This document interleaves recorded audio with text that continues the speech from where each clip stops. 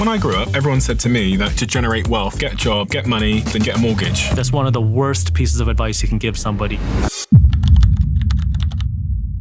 Let me tell you about my neighbor, Mr. Thompson. He's 62 years old, still working 50 hours a week at the same company he joined straight out of college.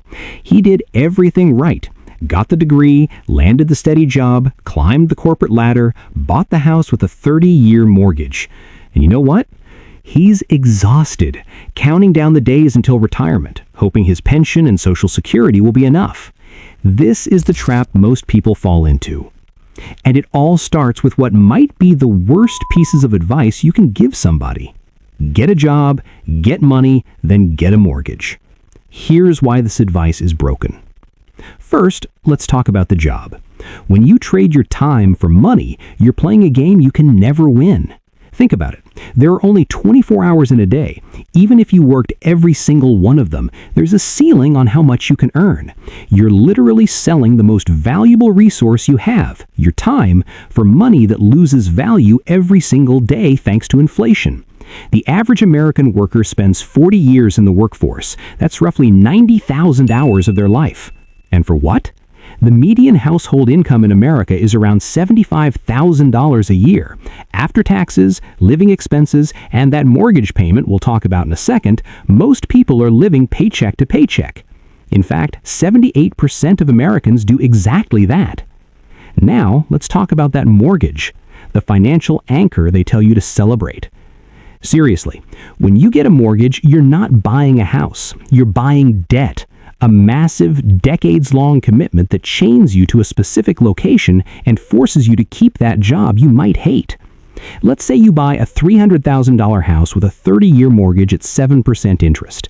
By the time you finish paying it off, you'll have paid over $700,000 for that house.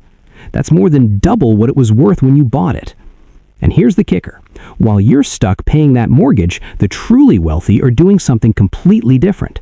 They're not working for money. They're making money work for them. Excited and energetic. Take Sarah Blakely, the founder of Spanx. She didn't follow the traditional path. She was selling fax machines door to door when she came up with an idea to solve a problem: uncomfortable pantyhose. She didn't need a fancy degree or a six-figure job. She had $5,000 in savings and a problem worth solving. Today, she's a billionaire.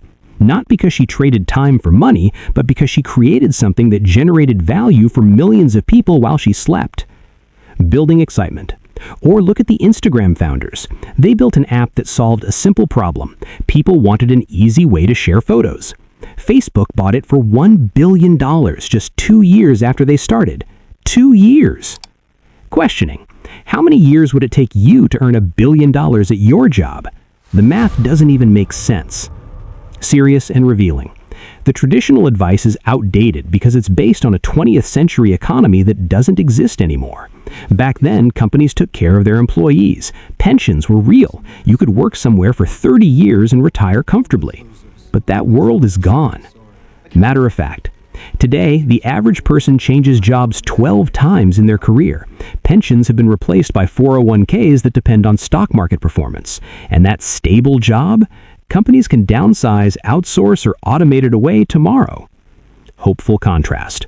Meanwhile, 68% of America's ultra-wealthy, people worth over $30 million, are self-made. They didn't get there by climbing someone else's corporate ladder. They got there by building something, solving problems, and creating systems that generate income without requiring their constant presence.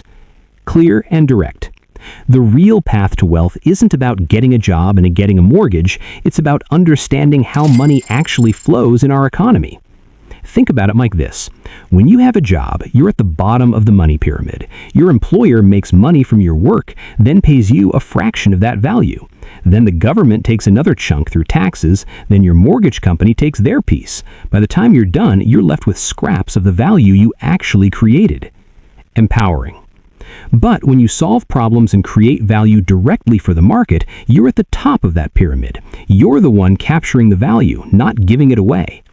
Balanced and realistic. Now, this doesn't mean jobs are evil or that everyone should quit tomorrow. For most people, a job is a necessary stepping stone. But treating it as the destination, that's the mistake. That's the worst pieces of advice you can give somebody. inspiring and clear.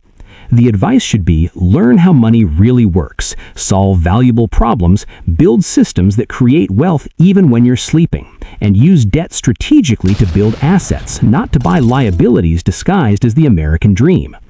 Because at the end of the day, you only get one life. Do you really want to spend 90,000 hours of it making someone else rich while you stress about a mortgage payment on a house you barely have time to enjoy? And direct. The choice is yours.